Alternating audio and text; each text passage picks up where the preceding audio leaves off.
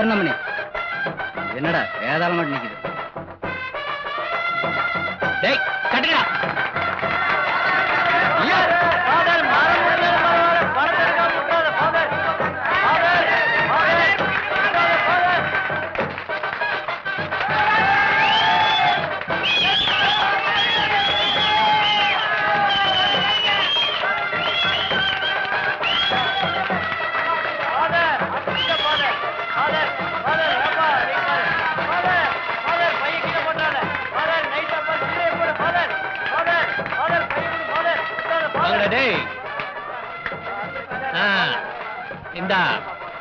ஸ்கூலுக்கு போய் புக்ஸ் வாங்கிக்க.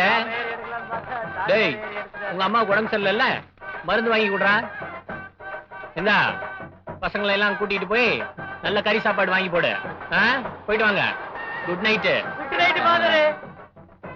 அடடே காசெல்லாம் பசங்கிட்ட கொடுத்து அனுப்பிட்டேனே. நீ முனியம் பொண்ணு தானே? வீட்டுக்கு போ, காலையில வந்து தரேன். நான் முனியம் பொண்ணு இல்ல ஃபாதர், அரமண மருமக முத்துவேல் சம்சனி. அதுலதான் ஃபாதர் குழப்பமே. இந்த குழப்பத்துக்கு நான் ஒரு முடிவு எடுத்தேன்னா உன் வாழ்க்கை ஒரு பிரச்சனை ஆயிடுமா? அதனாலதான் இவ்வளவு நாள் சும்மா இருக்கேன். என்ன பத்தி கவலைப்படாதீங்க ஃபாதர், எனக்கு என் மாமனோட சந்தோஷம் தான் முக்கியம். பெரிய மனுஷி மாதிரி பேசுற. நான் என்ன செய்யணும் சொல்லு. ஒரு ஆம்பளைக்கு வயசுக்கு வந்த பொண்ணை கட்டி வச்சா அது கல்யாணம். என்ன மாதிரி வயசுக்கு வராத பொண்ணை கட்டி வச்சா அது கல்யாணம் இல்ல ஃபாதர், பொம்மை கல்யாணம். மாமன் டாக்டர் அப்பாவை மறக்கல ஃபாதர், வீட்டுக்கும் வரதில்ல. அப்படியே வந்தாலும் குடிச்சிட்டு வர்றாரு. எனக்கு அவரை பார்க்க பாவமா இருக்கு ஃபாதர். அவருக்கு நீங்க தான் வழிகாட்டணும். 35 வயசுல நான் அழுதுகிட்டே அங்கேயே கழட்டினேன். ஆனா 13 வயசுல நீ சிரிச்சுக்கிட்டே இவ்வளவு ஈஸியா உன் வாழ்க்கையை விட்டு கொடுக்குறியம்மா. You are great. நீ வீட்டுக்கு போ, எல்லாத்தையும் நான் பாத்துக்கிறேன். எந்திரி எந்திரி எந்திரி எந்திரி. வீட்டுக்கு போ, நான் பாத்துக்கிறேன். போ.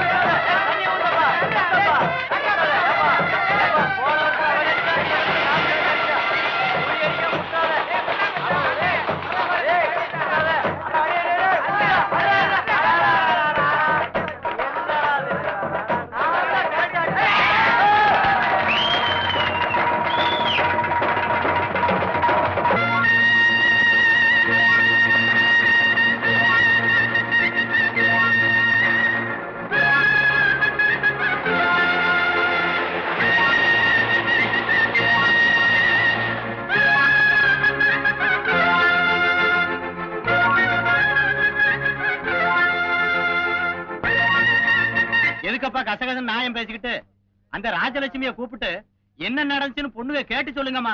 அதாச்சும் உள்ளதை சொல்லுதான்னு பாக்கலாம்.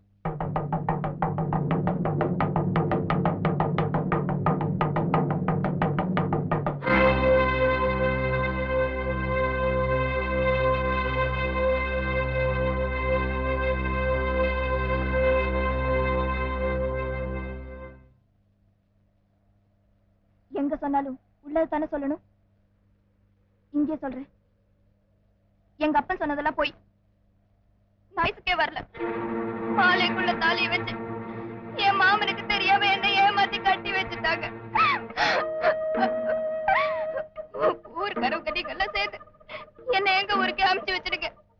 உங்களுக்கு எல்லாம் புண்ணியமா போகட்டும். என்ன எங்க ஊருக்கே அமுச்சு வச்சிருக்க.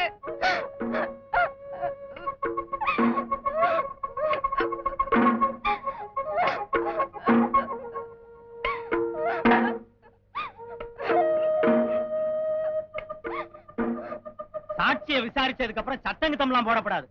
நீ தீர்ப்பு எழுதிக்கப்பா செல்லத்துறை. நம்ம ஊர் குலதெய்வம் கன்னியாத்தாளுக்கு விரோதமா வயசுக்கு வராத புள்ளைய அரமனை ஏமாத்தி கட்டி வச்சது செல்லாது. எழுதிட்டியா?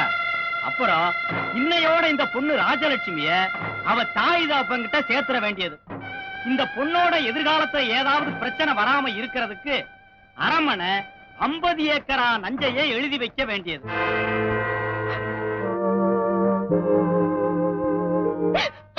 நடக்கிறதெல்லாம் பொறுமையா ஏத்துக்கத்தான் நம்மள பொண்ணா பிறந்துக்கும். என்ற மகனை நீ கண்ணால கட்டிக்கிட்டீனா அவனுக்கு மட்டும்தான் சந்தோஷம். ஆனா அவனை விட்டு நீ போயிட்டீனா என்ற குடும்பத்துக்கே சந்தோஷம் தாயே.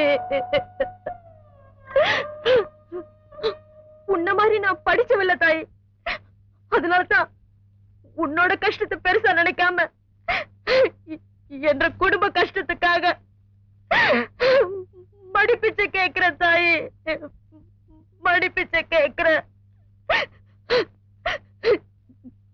நீ எங்காச்சும் போய் கண்ணால கட்டிக்கிட்டு நல்லா இருக்கணும் தாயே.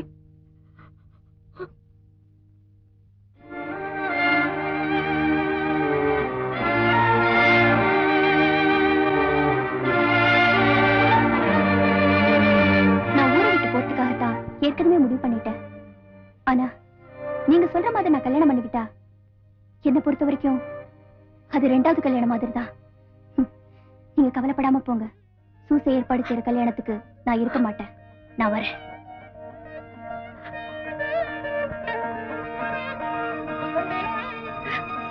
ஈஸ்வரா, இவ்வளவு நல்ல பொண்ணு எங்க சாதியில பிறந்த கூடாதா?